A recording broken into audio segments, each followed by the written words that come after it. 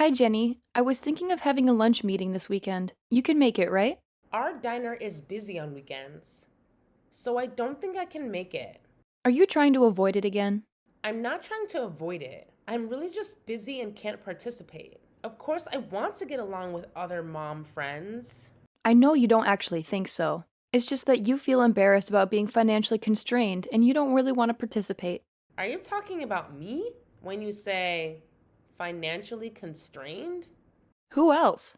This isn't a group chat. We're the only ones in this chat, Jenny. We're not actually struggling as much as you seem to think. It's not easy to survive just managing such a small diner, is it? That's not true at all. It's true that our diner is small, but it's always busy and we've been making a profit all along. Even if you're making a profit, it's still nothing, considering how small your business is. You always dress like you're struggling financially. And I even saw you eating dinner at a convenience store once. As for my clothing, I dress comfortably for work related reasons. When there's a special event, I dress up appropriately. Yeah, but I doubt that you have any designer clothes in your closet. Just because I ate at a convenience store doesn't mean I'm poor. And I don't think it's any of your business where I eat. I find it amusing to watch people from different social classes than myself. If you look down on people with such prejudice, you will eventually face consequences. What? You, a poor person, dare to threaten me? First of all, we're not poor. If you keep looking down on me like that, I will stop being your friend. No, you can't. Why not? Because the boss's mom's orders are absolute. You must attend the lunch meeting this weekend. No excuses. But I said I can't because our diner is busy. If you refuse to attend, I will tell my son to exclude your son from his group. Wait, children have nothing to do with this. If you don't want to involve your precious child, then you must attend the lunch meeting. Fine. Can I just show up for 30 minutes? Fine. I guess I can let you off the hook with that. Thank you. By the way, there's something I've been meaning to tell you. Oh, really? What's up? Well, you know that upcoming lunch meeting we have? It's going to be at this fancy Japanese diner. So make sure to dress appropriately. I mean, don't show up in your usual shabby, poor clothes. Got it. I'll make sure to dress accordingly. Good. But, do you even have any stylish clothes? I mean, if you show up in some no-name brand tacky outfit, I might just have to send you home right away. Well, don't you worry. I'll make sure to wear something from a brand that you're familiar with. How's that sound? Oh, really? So you do have some stylish clothes after all. Color me surprised. I just hope you didn't have to borrow money to buy them or anything. No need to worry about that. I didn't have to borrow a single penny. Well, that's good to hear. All right then, I guess I'll see you on the day of the meeting. And let me tell you, I won't forgive you if you're late. Punctuality is key, you know? Don't worry. I'll be there on time. Wouldn't want to risk your wrath, now would I? Jenny, are you okay? Wow. How dare you send me a message like this? I didn't think you were such an uncivilized person. It's your fault for trying to leave so arrogantly. I told you beforehand that I could only attend for 30 minutes because I'm busy at work. You said that. But me, the boss mom, told you to stay until the end. So it's only natural to obey orders, right? Who do you think you are? I'm the boss mom, and And you insulted me from the start of the lunch meeting, and it made me feel really uncomfortable. But everything I said was true, right? Everyone felt sorry for you and sympathized with you. I don't dig through trash for food because I'm starving. And I've never had to endure a week of not eating because I was trying to be frugal. What? Are you angry? Of course I am. After all that you did, I feel absolutely terrible right now. Don't get so angry just because I splashed water on your face. I guess jokes don't work on poor people after all. I can't wait to see your cheap diner go out of business. My husband said he'll shut down your husband's company. What? What's that low-life bastard saying? If you can shut it down, go right ahead. What can a poor person like him do? You don't know anything about your husband's company, do you? Of course I do. He's the president of a fairly well-known food company around here. I'm the president's wife, you know. Impressive, right? So all you know is your husband's title? Haven't you been told anything about his job responsibilities or his connections? I know my husband earns a lot of money. He generates nearly $1 million in profit annually. Thanks to him, I get to live a lavish lifestyle. Well, you, being a nobody, probably wouldn't understand my feelings. I have more than enough money. So if you want, I can give you some. It's better not to make statements that would anger my husband any further. When it comes to me, my husband doesn't show any mercy. I couldn't care less if your husband gets angry or not. It's like, yeah, go ahead and throw a tantrum. I'm not afraid of your husband, even if he gets mad at me. Is that so? You really don't care what happens? By the way, what does your husband do for a living? It seems like he doesn't work at the diner with you. Maybe he's doing part time work as a garbage collector because the earnings from the diner aren't enough. Or maybe he's working as a garbage cleaner. My husband is also a company president? Huh? You must be joking. No, it's the truth. He hardly shows up at the diner because he's too busy with his job as a president. Even if he's a president, it's probably just a small, struggling company with a few employees, right? Oh, Sam, you really shouldn't jump to conclusions without any basis. You're making quite the assumption there. But since you seem to be clueless about it, let me enlighten you. Go ahead, surprise me. I highly doubt it's a company I've ever even heard of. Well, brace yourself, because it's actually a company. Wait, a company? Are we talking about the mega corporation that owns multiple diner chains and has branches all over the place? You got it. That's the one. It seems like your husband's company has been engaged in long standing business dealings with this very company as well. Quite the connection, huh? But from what I've heard, those dealings might come to an end soon. Yeah, sure. Uh-huh. You expect me to believe that my husband's company has ties with a giant corporation? Are you pulling my leg? Not at all. In fact, you can go ahead and ask your husband about it. I've had the pleasure of meeting him too, you know. So if you mention my name, he'll know exactly who you're talking about. Well, I guess I'll have to do just that. I'll go ask him and see what he says. This should be interesting. So it is true that your husband is the president? Yes, that's what I said. My husband said he's going to your husband's office from now on. It looks like you should be prepared for what's coming. Wait a minute.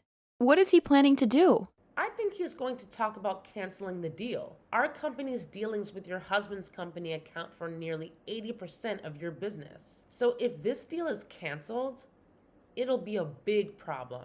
Then why not just do business with other companies on better terms? I don't think there are many companies that can offer better conditions than my husband's company. Besides, my husband's company is well known in the industry.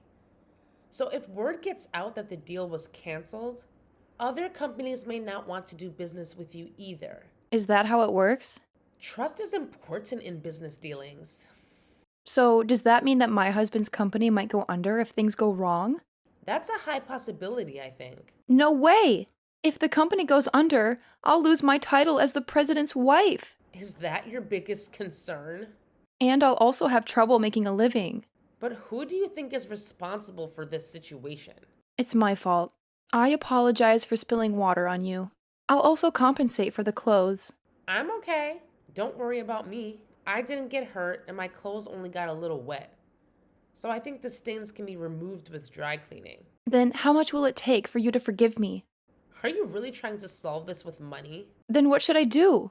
I think anything you do will be in vain.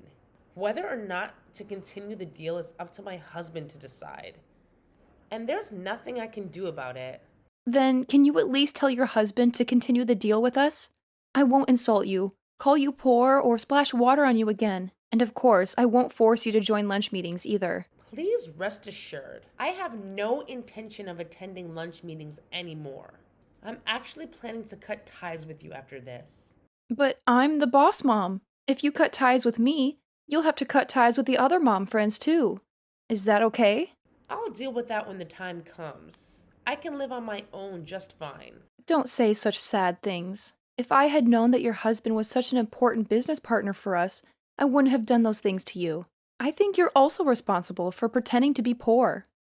It's wrong to pour water on anyone, regardless of who they are. It's also not good to judge and look down on others based on appearances, without knowing much about their family situation or other circumstances. I do feel bad, of course. And I didn't pretend to be poor. You just assumed I was poor because I run a small diner. But why are you running a diner when your husband is the president? You should be able to live off that alone, right? I've always dreamed of owning a diner since I was young. So I talked to my husband about whether I could start my own diner, and I got his permission to do so. I've been working in the culinary field during my single day, so I had no problem with cooking. But I was a novice when it came to running a business. So I relied on my husband's help to make my diner successful so far. I see. So your husband's support has played a big role in where you are now. Yes, that's right. I'm really grateful to my husband. Hold on a sec. I just received an angry message from my husband. Is it about the future business deal? Ugh, can you believe it? He's blaming me for potentially losing the contract with a company? Like, seriously? How is this all my fault? Well, Sam, it's understandable for him to be angry. Your actions could have serious consequences for the company, even leading to bankruptcy. It's a big deal, you know? I get it, okay? But please, I'll do anything to fix this mess. Just don't cancel the contract. If that happens, I can already imagine how the other employees will start pointing fingers at me. It's not fair. Look, Sam, I understand you're stressed out about this situation, but here's the thing. I'm not an employee of the company, so I don't have the authority to decide whether to cancel the contract or not. We'll just have to wait and see what happens. It's all in the hands of our husbands and the discussions they'll have. Ugh, that's so frustrating. I can't believe I have no control over this. What if they make the wrong decision? What if they do cancel the contract? This is a nightmare, Jenny. What should I do, Jenny?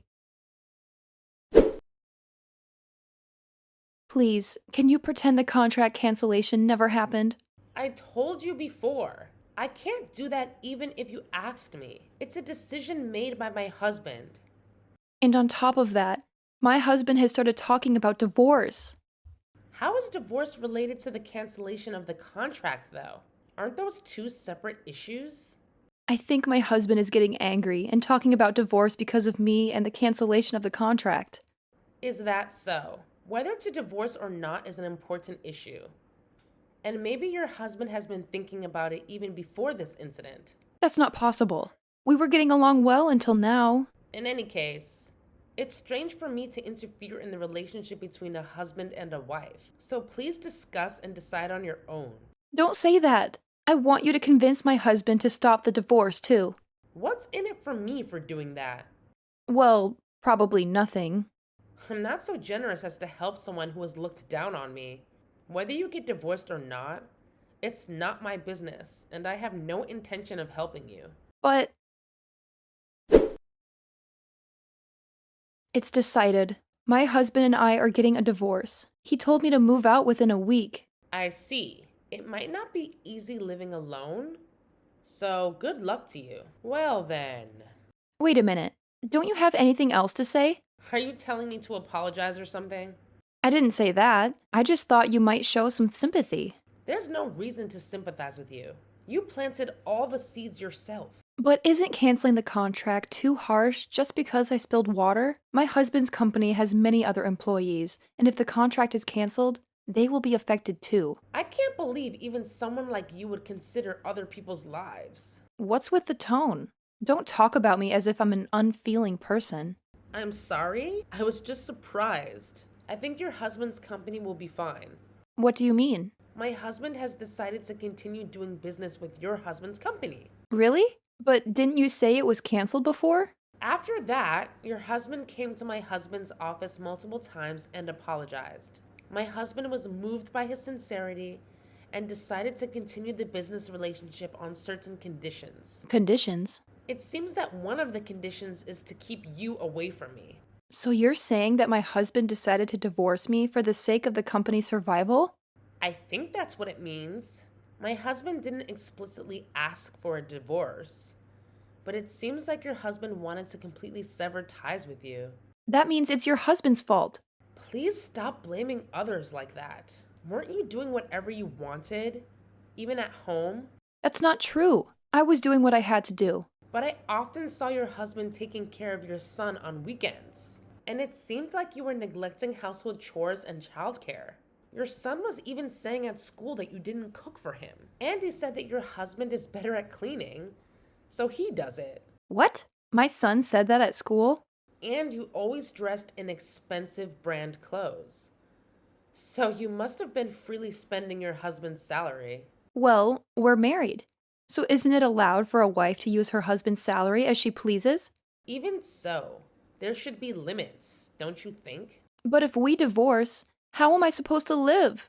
My husband has custody of our son, and I've been asked to pay monthly child support. In that case, you'll have to work and earn a living. But I've been a housewife since we got married. It's impossible for me to learn a job and work now. Even if you think it's impossible, you have no choice but to do it. Oh, I just had a good idea. I have a feeling that your good idea might not be so good. How about I work at your diner? Unfortunately, we're not hiring, so you can't. Don't say that. How about hiring me at an hourly wage of $50? There's no way I could afford to pay you $50 an hour. Besides, I don't even pay that much to other employees. But we're mom friends, right? Can't you at least do me a favor? What are you talking about? I never considered you a friend to begin with. I have no intention of hiring you. And I don't plan on keeping in touch with you from now on. Wait a minute. Are you saying you're going to block me? Yes, Sam, it's true.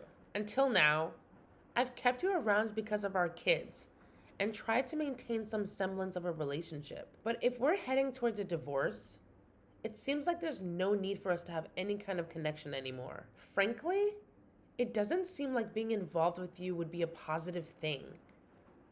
So I've made the decision to block you. Please, Jenny, I'm begging you, don't block me. I'm already feeling so isolated and kept at a distance by my other mom friends. If you abandon me too, I'll have no one on my side. I need you, even if it's just a little support. Sam, this is not something that can be fixed with a simple plea. You have to understand that your own actions have led to this point. You've treated mom's friends like slaves, demanding their attention and expecting them to cater to your every need. It's time for you to take a long, hard look at yourself and change your behavior so that you don't end up in the same situation again. Please, Jenny, don't say such sad things. I know I've made mistakes, and I'm willing to learn from them. I don't want to lose you as a friend. I don't want to be left all alone. Please, just give me a chance to prove that I can change and be a better person. Well, Sam, I appreciate your words, but actions speak louder than words. Right now, I need to prioritize my own well-being and the well-being of our children. Best of luck. Goodbye, Sam. After that, I decided to follow through with my decision and blocked Sam. True to her word, she moved out of the house once her divorce was finalized. She found herself a small apartment and started working part-time to cover her child support and living expenses. It wasn't an easy transition for her, though. From what I heard, she seemed to be getting scolded by her store manager almost every day since she had never worked before. It must have been quite a change for her. On a different note, it turns out that her ex-husband's company continues to do business with my husband. Surprisingly, their relationship seems to have improved since the divorce. I guess sometimes separation can lead to better professional connections. It's funny how life works sometimes. As for her son, he's being taken care of by her ex-husband's parents. It's nice to know that he has a support system and doesn't have to feel lonely during this whole process. While I may not have much personal investment in Sam's life, I can't help but feel relieved that her son is able to live comfortably and have people who care for him. Life moves on, and everyone finds their own path. As for me, I'll focus on my own family and continue to cherish the moments we have together.